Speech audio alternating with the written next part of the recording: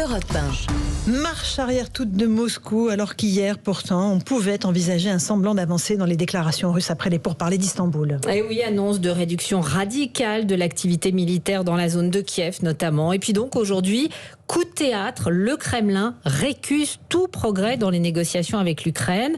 Et surtout, Caroline Baudry, ça se confirme sur le terrain avec le bombardement de la ville de Tchernihiv. Et oui, la situation ne change pas, affirme ce matin le gouverneur de la région de Tchernihiv. Dans la ville, les habitants restent sans eau, sans électricité. Les communications sont coupées. Vyacheslav Chaous est le gouverneur de la région.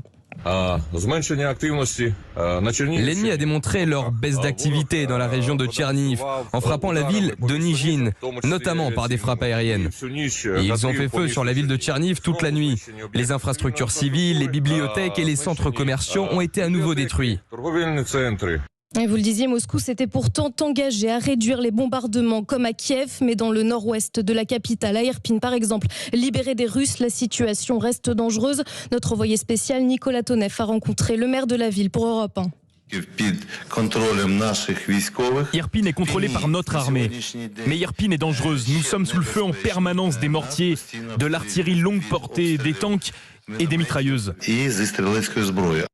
Le maire a appelé les habitants d'Irpin qui ont fui ces derniers jours à ne pas revenir dans la ville pour le moment. 200 habitants y sont morts depuis le début du conflit.